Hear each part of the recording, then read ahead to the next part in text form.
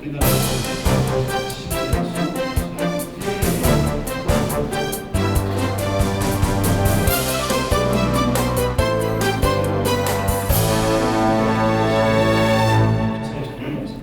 네, 그 초등 불의교사제는 한 교실에 한 수업에 교사 두 사람이 들어간다는 뜻이고요. 교사 한 사람은 담임교사고 또 한 사람은 기초학력 지도교사입니다. 이런 형태로 운영이 되고 그리고 교사 두 사람 다 정규교사로 하는 것이고요. 처음 하는 것이기 때문에 올해 우선은 초등에서 시범적으로 세 군데를 해보고 그리고 거기에서 이제 검증된 결과들이 나올 겁니다. 그걸 토대로 해서 초등에서 확산 여부 그리고 중등으로 더 갈 건지 이걸 이제 검토한 다음에 순서대로 나갈 그런 계획을 갖고 있습니다. 이 파급 효과는 이제 교육감을 포함해서 행정 라인에 있는 사람들보다 일반고에서 학생들을 가르치는 교사들도 정확하게 인지를 하고 있는 것 같습니다. 오히려 그게 더 실감나는 것이고요. 그리고 또 하나는 이것이 실제로 현실적으로 끼치는 영향이 있는가 하면 심리적인 영향도 있다고 생각합니다. 저는 심리적 영향을 무시할 수 없다고 보고요. 교육부에서는 굉장히 하소연합니다. 억울하다고. 하소연을 내려오면 왜 그 부분만 가지고 이야기를 하느냐. 그 보완책도 많이 내놨다. 예를 들어서 사회통합 전형 그 16개 학교 그 학교는 5% 이상이 아니라 10% 이상을 해라. 그래서 사회적 약자를 배려하는 그런 개정도 했는데 왜 그것은 전혀 보도를 하지 않고 그 특정 부분만 집중으로 안 이런지 모르겠다 이런 거 볼멘 소리를 하더라고요. 그런데 저는 이게 일반계 고등학교의 교육에 미치는 영향은 결코 무시할 수 있는 수준은 아니라고 생각합니다. 어쨌든 정시 확대이기 때문에 그리고 이게 정시에서만 확대하는 것이 아니라 이게 기반은 수능 기초라고 하는 것이기 때문에 그 수능의 그 수시에서도 이게 수능 점수가 반영이 되지 않습니까? 최저 등급 것을 하기 때문에 그래서 이런 걸 고려한다면 어쨌든 이 정책이 올바른 방향으로 간 것은 아니다. 그렇게 생각합니다. 그래서 마음이 그렇게 편하지는 않고요. 다만 제가 할 수 있는 일은 저는 그렇게 생각합니다. 교육부는 계속해서 권고 형식을 취하고 있습니다. 강제 형식이 아니라 그래서 이제는 교육부가 이런 정책을 배울 때 정확하게 그 언어 의미 그대로 좀 집행하면 좋겠다. 압박하지 말고 그리고 거기에 따르지 않으면 행정적 불이익을 준다든지 이런 말 하지 말고 그렇게 하면 좋겠다고 생각하고 있고 이런 생각은 저 한 사람만의 생각이 아니라 전체 교육감들에서 공통된 생각이거든요. 그때 이 정책이 나왔을 때 어느 교육감 예외 없이 다 깜짝 놀랐거든요. 반응이 이럴 줄 몰랐다 그런 반응이었어요. 물론 사전에 그쪽으로 가지 않겠다고 예감을 하긴 했지만 그래서 이 부분에 대해서는 그런 우려를 하고 있고 다만 저는 일반 고등학교 교육과정 운영에서 학교 수업에서 큰 변화, 문제적 변화 이걸 끌어낼 수 있겠냐. 예를 들어서 문제풀이를 더 많이 하고 강화하는 것이다. 그러나 그것은 이런 정책 변화 때문에 거의 심하게 요동치는 그런 수업은 없지 않겠냐. 희망적으로 생각을 합니다. 아무래도 그 일반계 고등학교 입시 전담하는 교사를 중심으로 해서 올 초에 몇 차례 됐든 모임을 갖고 그래서 현장 교사들의 의견을 솔직하게 듣고 어떤 방향으로 나갈 건지 그리고 이제 그분들이 또 교육청에 요구하는 사항이 있을 겁니다. 그걸 듣고서 해야 되겠다. 일반고 역량 강화는 이미 해왔던 정책이거든요. 그런데 그 정책 그대로 계속 나가는 것이 좋은 건지 아니면 보완해야 되는 것인지 이런 거고 현장 교사들과 대화를 하면서 보완해야 되겠다고 생각합니다. 그런데 저는 그 문제의 출제도 해보고 대학 있을 때 수능 시험 출제도 해보고 하는데 그때가 벌써 오래전 일이거든요. 근데 그때도 이렇게 단순 암기, 주입식 이런 건 나왔습니다. 그런데 실제로 문제를 내면서 그런 문제는 거의 안 내게 되더라고요. 단순 암기를 해서 풀 수 있는 문제를 내는 그런 시대는 이미 지나버린 것 같아요. 그런데 우리 지금 머릿속에는 계속해서 우리나라 교육은 지식 전수, 단순 암기 이렇게 지금 각인이 되어 있기 때문에 그러는데 이것은 그 일반 고등학교 교사들도 이 점 충분히 알고 있을 겁니다. 이런 식으로 말 가르치면 안 된다고 하는 것을. 그래서 철저하게 개념 이해, 원리 이해, 그리고 응용 이런 식으로 나가지 않으면 안 된다는 거라고. 그 다음에 기자님들 다 이렇게 공부를 해보시고 하실 겁니다. 내가 책을 굉장히 많이 읽어서 알고 있는데 정작 시험 문제 푸는 거랑 또 다르거든요. 알고 있다는 것과 문제 푸는 것도 다르거든요. 그래서 어떤 그 정책이 나오건 간에 문제 푸는 것을 전혀 연습하지 않고 가르쳤다 이렇게 말할 수는 없다는 것이죠. 그래서 결론적으로 말씀드리면 일반계 교사들과의 대화를 가능한 한 빨리 깊게 나누면서 우리 정부 현실에 가장 맞는 그런 대책을 내놓도록 하겠습니다.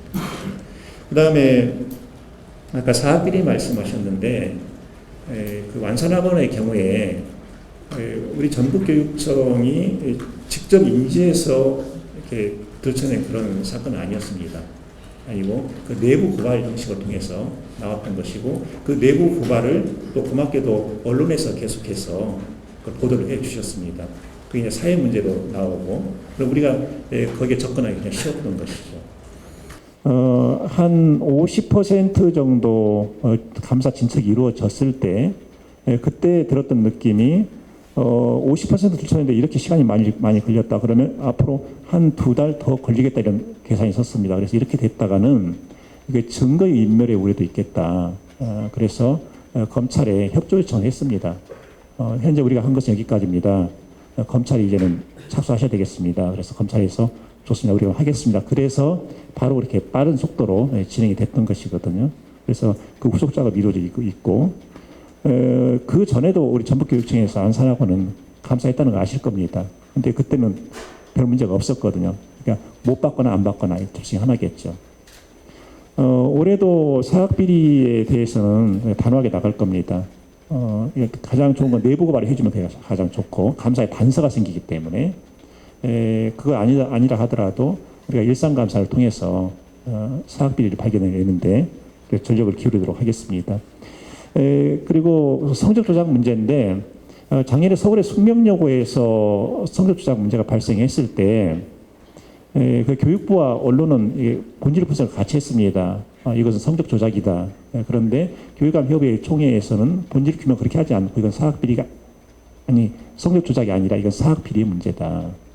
사학에서 특별하게 일어날 수 있는 것이다. 이렇게 본 것이죠. 그런데 정부가 내놓은 대책 상피제는 사학은 또 제외시키고 공립학교에 적용하는 걸 이렇게 했거든요. 그래서 이런 정책은 안 된다. 그래서 전북은 전북대로 이렇게 나간 것이죠.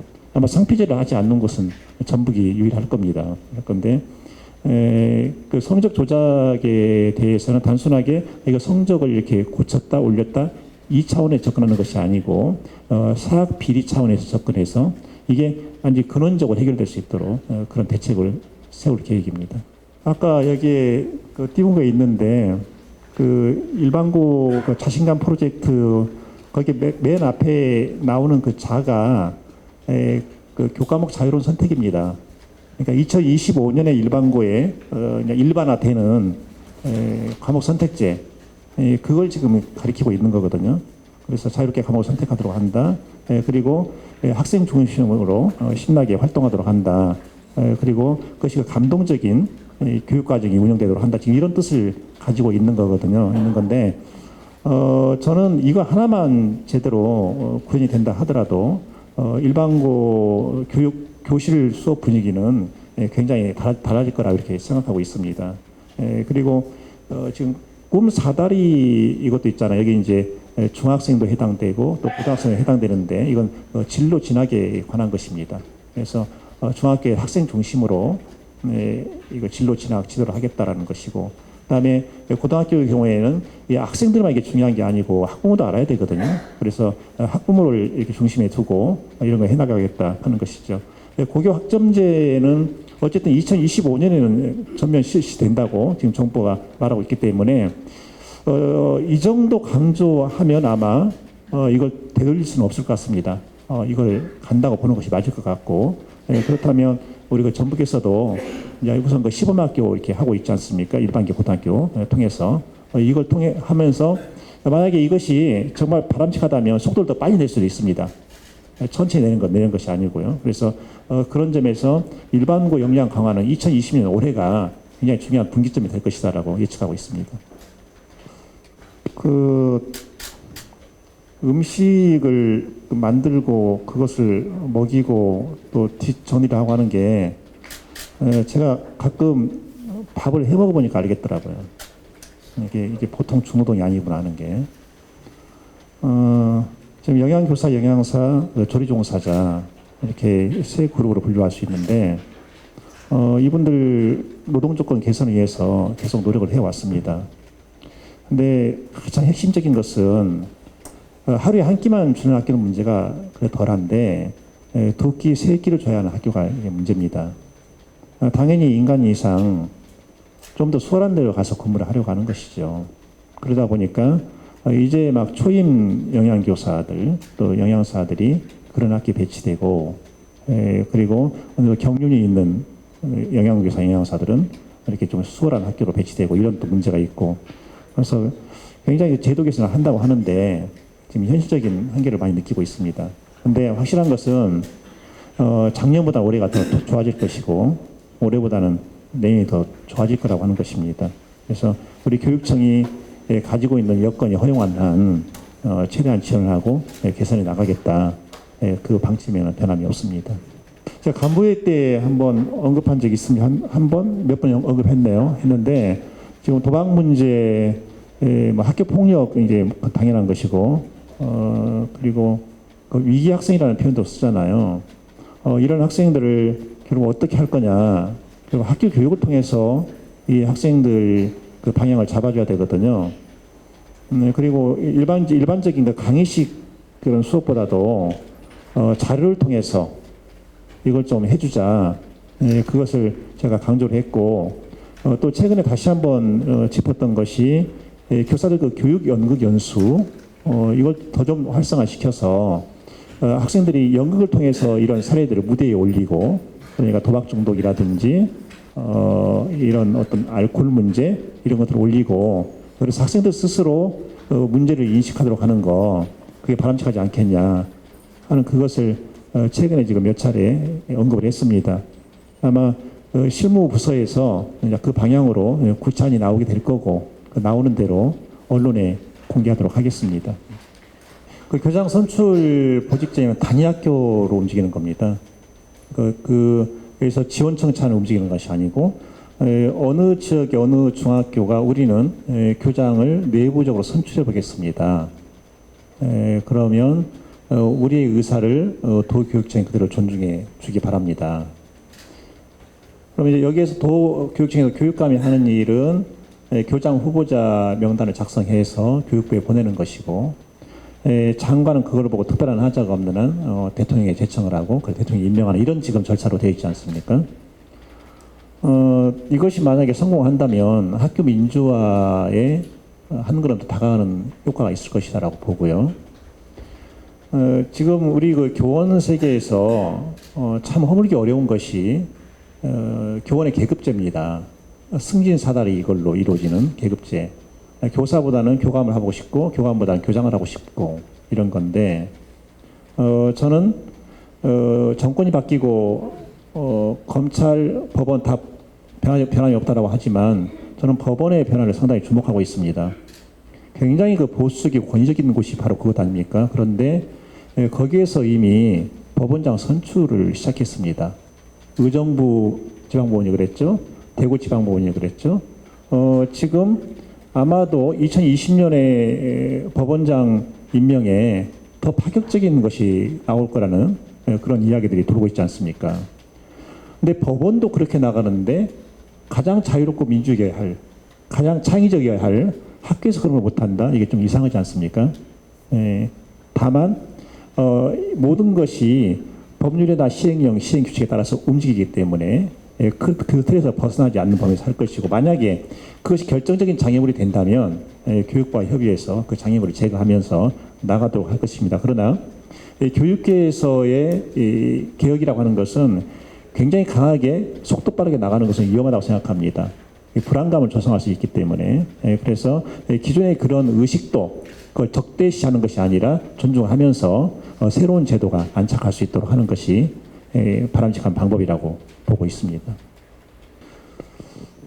신도심은 과잉, 그리고 원도심은 과소, 이 현상이 계속 이어지고 있는데요. 다른 지역보다, 다른 시도보다 전북이 그 속도가 조금 더딘 것은 사실입니다. 그게 결정적인 정책은 어울림학교 정책이죠. 그걸 통해서 여기는 속도가 많이 억제되어 있는 편이고요. 그런데도 지금 한계를 느끼고 있습니다. 이것만 가지고 과연 될 거냐 하는 것하고, 그 다음에 최근에 2019년에 우리 전라북도 면 단위에서 아이들 울음소리가 하나도 없었던 지역이 여러 개 있다고 하더라고요. 그래서 이 정도로 저출산이 심각한가 깜짝 놀랐거든요. 그렇다면 이것은 바로 교육계에도 학교에도 이제 식격탄이 오는 것이죠. 그래서 생각하는 게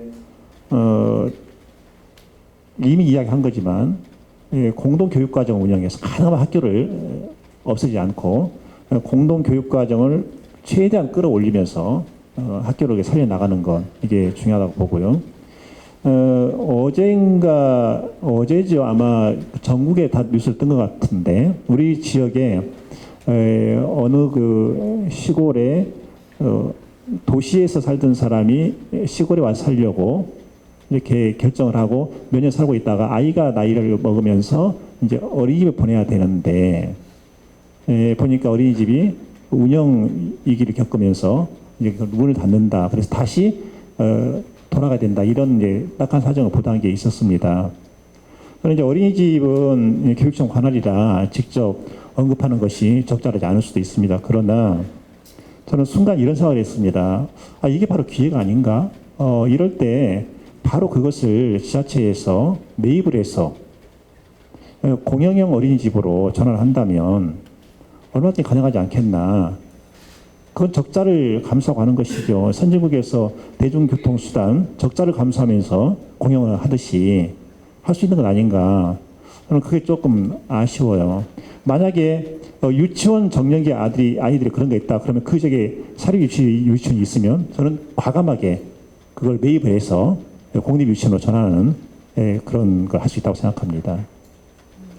그 다음에 교사 정원 문제인데요. 제가 지금까지 교육부하고 쭉 이렇게 말해오고 있는데 확실한 건 그겁니다. 교육부 그 어느 누구도, 장관을 포함해서 어느 누구도 학령 인구가 줄어드니까 교사를 줄여야 한다, 이렇게 동의하는 사람이 없다는 겁니다. 그래서 오히려 이것을 기회로 삼아야 한다. 수업을 더 강하게 만든 그런 기회로 삼아야 한다. 그러면서 하는 말이 기재부가 계속 여기 재정을 넣고 최근에는 감사원까지 나서지 않았습니까? 그래서 거기에 많이 힘이 든다. 그래서 제가 그런 말을 했습니다. 교육감협의회에서 교육부의 철저하게 힘을 실어줄 것이니까 같은 방향으로 갑시다. 이렇게 이야기를 하고 있습니다. 2011년부터 시작했는데요. 신학교가. 그때 11년, 1년도 채 안 됐을 때 제가 몇 명의 교사에게서 들었던 이야기입니다. 이제 교사하는 것 같아요. 이제 교사하는 것 같아요. 여러분. 그래서 저 말이 이렇게 빠른 속도가 나오나 그 생각을 했거든요. 근데 이제 교사하는 것 같아요. 이 말은 내가 이제 교사로서 할 수 있는 걸 정확하게 하겠다. 이거를 말하고 내가 원하는 방식의 수업을 진행할 수가 있고 또 아이들을 돌볼 수가 있고 그리고 교사의 성장을 도모할 수 있다. 아마 이런 표현이라고 저는 생각했습니다. 그러면서 계속해서 꾸준히 변화해 왔던 것이 교사의 자존감 상승이었고요.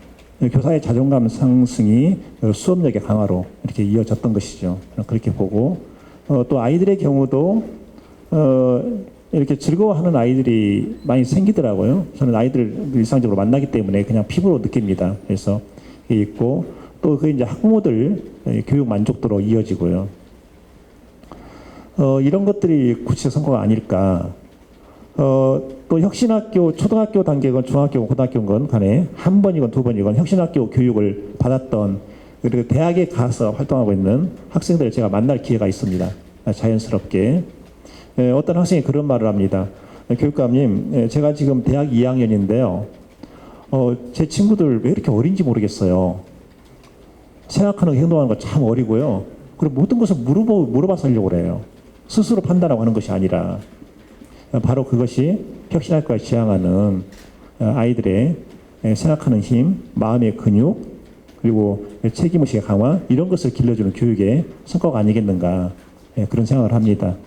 그래서 이것은 아마도 계속해서 번져 나갈 거고 제가 처음에 말씀드렸던 혁신학교가 모든 학교 혁신에 나비 효과를 불러일으킬 것이다. 이걸 기대한다고 했는데 그쪽으로 가고 있다고 보고 있습니다. 그다음에 앞으로 어떻게 할 거냐 하는 건데요. 가능한 한 1년이라도 빨리 전북에서 이제 혁신학교라는 말이 없어지면 좋겠다. 제가 희망사항입니다. 굳이 이 용어가 필요 없다. 이제는 구차한 용어다. 왜 모든 학교가 다 변해 있는데 이런 생각이거든요.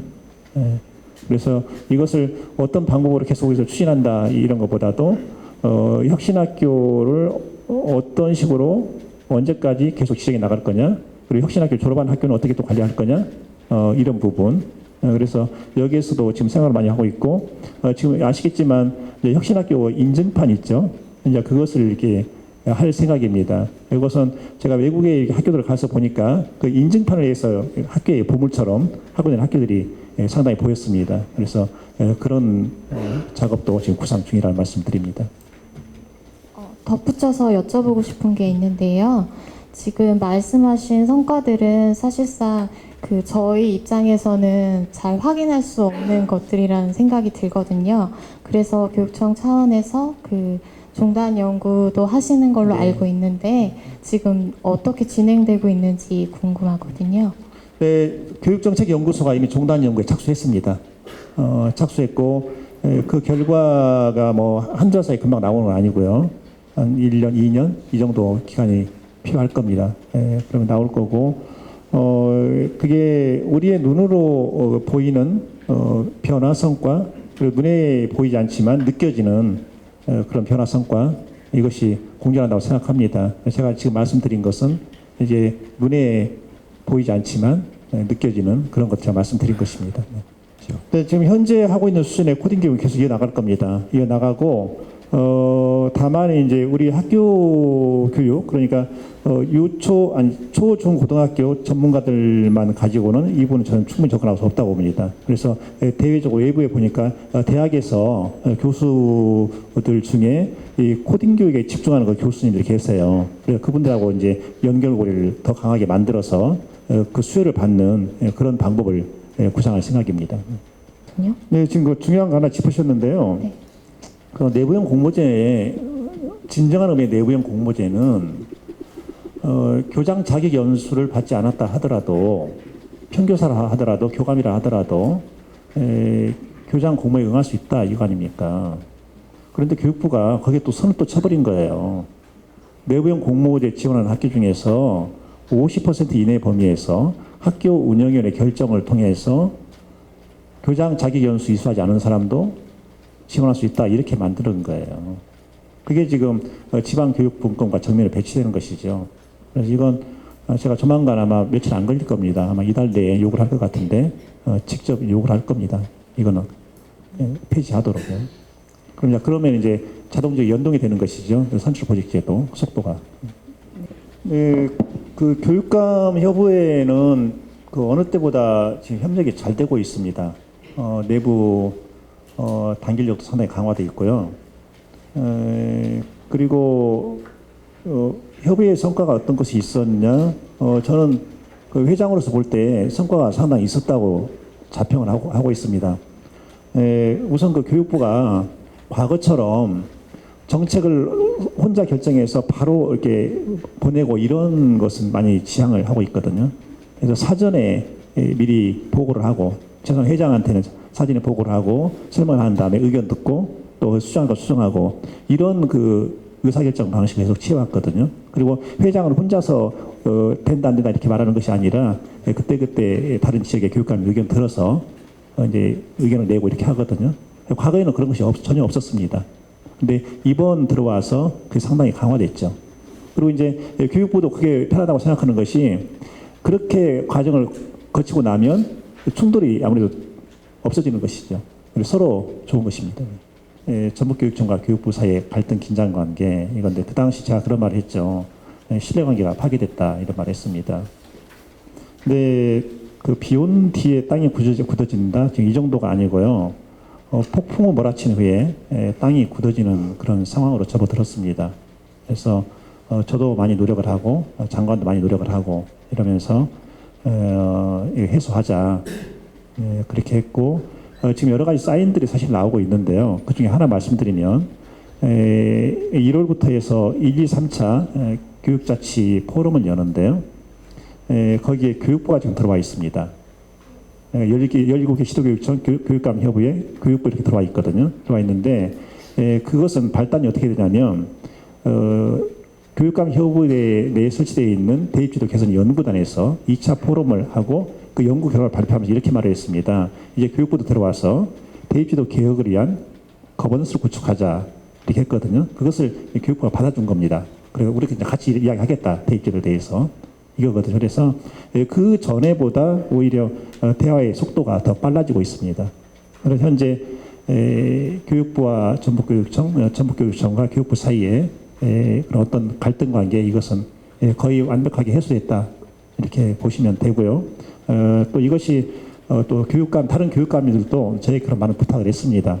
가능한 한 빨리 해소하고 정상적인 관계로 가는 게 좋겠다. 그래서 그 의견도 제가 존중을 한 것이고요. 현재는 아무런 문제가 없습니다.